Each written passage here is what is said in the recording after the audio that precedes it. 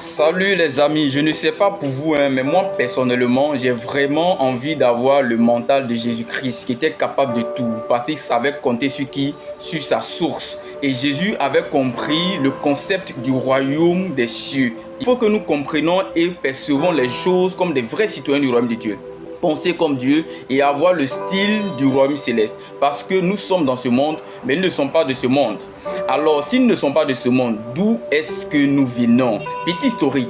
Depuis le commencement jusqu'à la génération de Jésus, il n'y avait pas de royaume qui fonctionnait comme Dieu le voulait.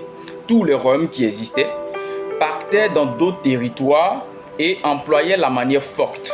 Ils tuaient ou esclavageaient les personnes et les ramenaient jusqu'à chez eux et faire d'eux des esclaves. Le seul royaume qui fonctionnait comme Dieu le voulait, c'était l'Italie, ou on peut dire plus précisément à Rome.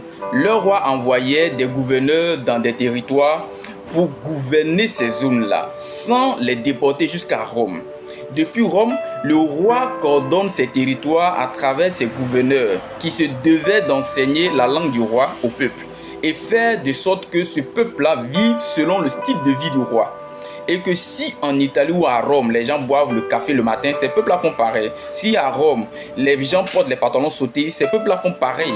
Si en Italie, on conduit à gauche, les gens font pareil sans pour autant être à Rome. Parce que le roi a un représentant qui gère bien les affaires par obéissance du roi. La Bible dit dans Galates 4, le verset 4, « Lorsque les temps ont été accomplis ou quand c'était le moment convenable pour Dieu de venir, Dieu a envoyé son fils. » Ça veut dire que Dieu a vu que cette nouvelle génération pouvait comprendre son plan ou le style de vie du royaume. Et c'était le moment pour lui de venir dans le corps de Jésus-Christ.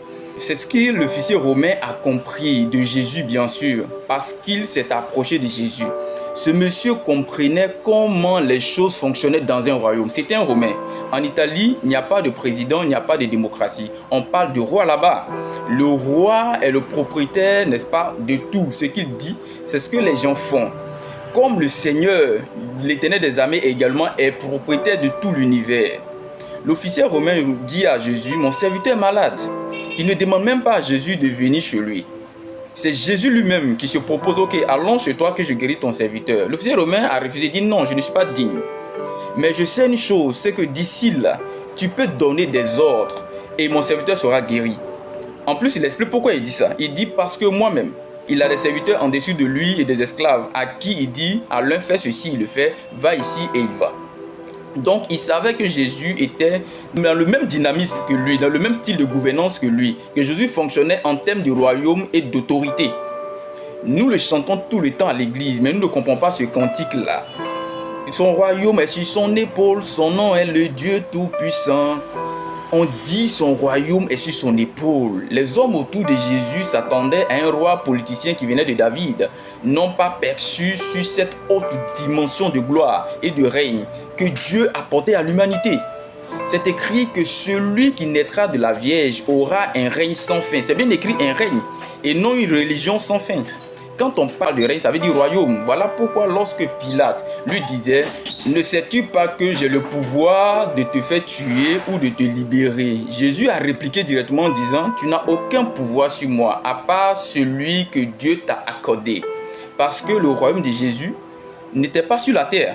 Et donc Jésus dit à l'officier « Je n'ai jamais vu en Israël, c'est-à-dire même parmi mes frères, même une personne qui a une si grande foi. » Et qui comprend les choses royales, et que les chiens viendraient de partout, de l'est, de l'ouest, de tous les pays, et vont s'asseoir avec Abraham, Isaac et Jacob, dans le royaume des cieux. Encore royaume, c'est-à-dire dans la présence de Dieu ou dans la présence du Saint-Esprit de Dieu.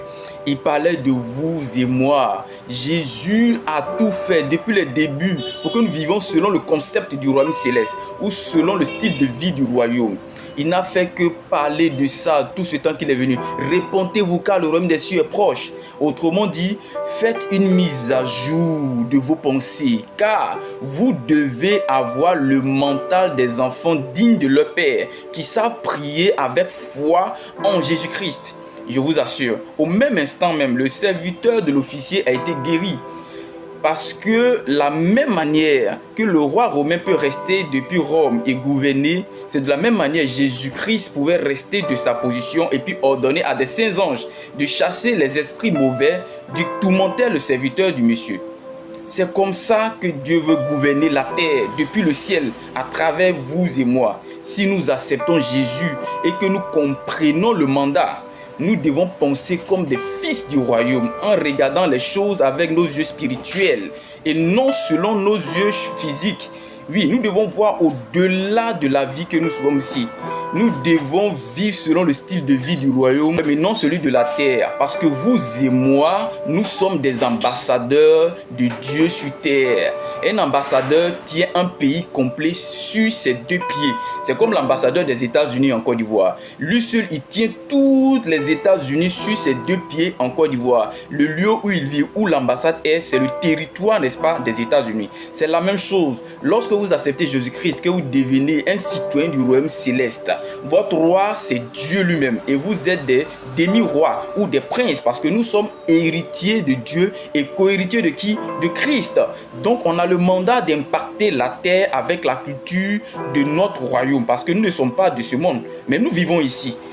Donc, ça veut dire que puisque nous connaissons le style de vie du royaume qui est la sainteté, l'amour, la pureté, la sanctification, la fidélité, la patience, la maîtrise de soi, la charité, nous connaissons tout ça, sont les caractères ou les fruits de l'esprit. Nous devons manifester ce fruit de l'esprit-là sur la terre pour influencer la terre avec la culture du royaume. Voilà pourquoi est-ce que ce monde qui est perdu, nous on a été convaincus par le Saint-Esprit de nos péchés. Nous devons aller dans ce monde-là pour leur apporter la lumière. C'est pourquoi la Bible dit que vous êtes la lumière de ce monde et le sel de la terre. Si le sel perd son goût, en ce moment nous sommes en train de perdre notre goût parce que nous n'avons pas compris le mandat que nous avons sur la terre. On ne peut pas attendre le ciel comme si on attendait un car à la gare. Non, pendant que nous vivons ici, nous devons faire le mandat. Nous devons rentrer dans le système, dans le monde et puis impacter ce monde-là, leur apporter la lumière parce que nous sommes la lumière de ce monde que Dieu a tant aimé pour lequel il s'est sacrifié. Alors, si tu écoutes ce message jusqu'à présent, je t'invite à donner ta vie à Jésus-Christ pour que tu sois sécurisé, pour que tu aies la vie éternelle. Pour mes autres amis et frères et sœurs qui sont chrétiens, je vous encourage à évangéliser, à impacter, à vous développer et être fort dans votre domaine et impacter votre zone de travail.